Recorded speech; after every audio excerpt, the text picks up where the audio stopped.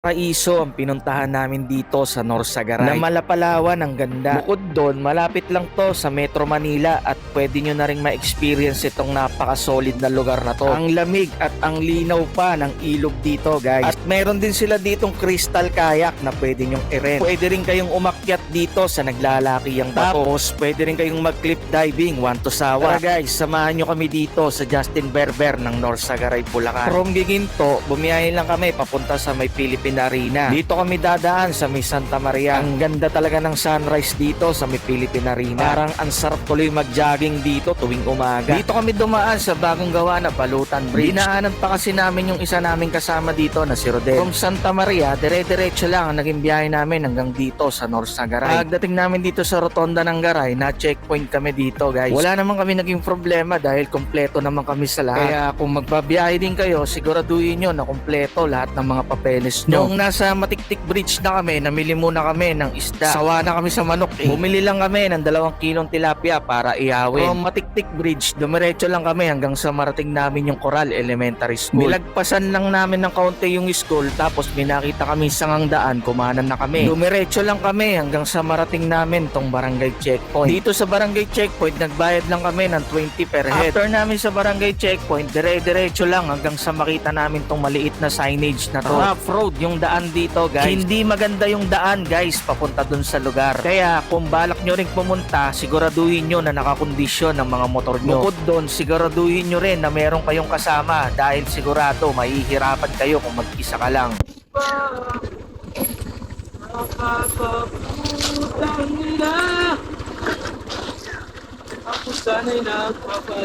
Medyo mahirap to ah. Ganun ba yun? Oh wow wow wow. Oh wow wow wow. Kanina di tayo natuluyan, mukhang dito. Oo, naka mo na para makita namin ano yung tsura nung babagsakan. Oo. Gago. Paano technique dito? Ano teknik? Walang teknik dito, tarantado. Paano makakaahon to?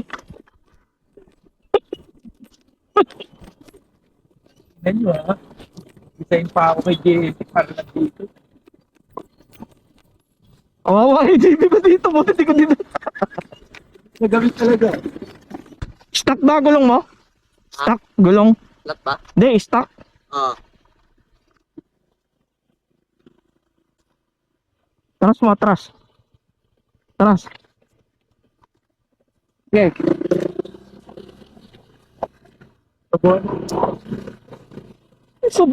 Subok ko na yan eh. Ilang beses na ako nabula ako nun. Ang marating na namin yung dulo, kailangan na palang iwan dito yung mga motor. Bali, meron pang 10 minutes na lakarin. Nakita nyo naman guys yung daan. Sobra talaga yung naging hirap namin. Kaya option nyo na yan kung pupunta kayo dito, guys. Pero kaya naman ganun yung daan kasi dinedevelop pa nila yung kalsada. Malamang sa mga susunod na buwan, sigurado ayos na yung daan dito. Nang may ayos na namin yung mga motor namin, nag-start na kami maglakad. Meron lang mga palusong na part dito, guys. Kaya ingat kayo sa pagbaba. Meron naman silang mga ginawang kawayan na hawakan. Sa tansya ko, nasa 10 minutes din ang lakarin. Pag hindi mo na kaya maglakad, yan, meron dito stretcher. Ganda nito. Kahit butas ng karayom, susuotin ko! Parating lang kita, Berber!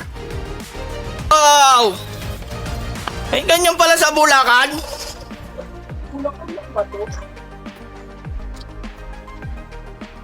Maladiwata yun ah! Oh, ang ganda naman yan!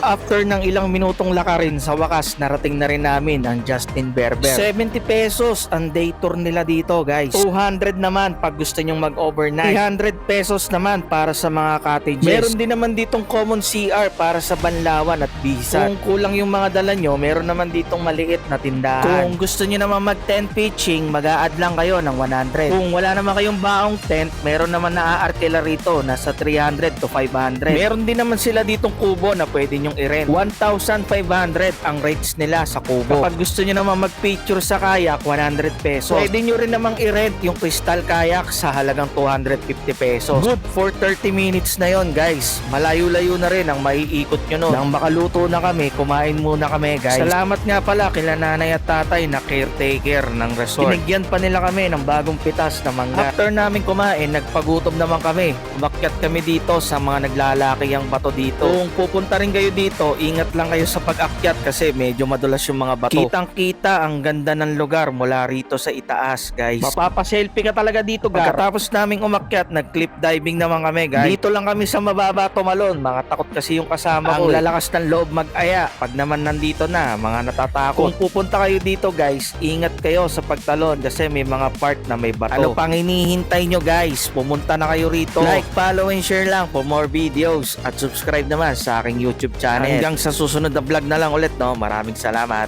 Bye-bye!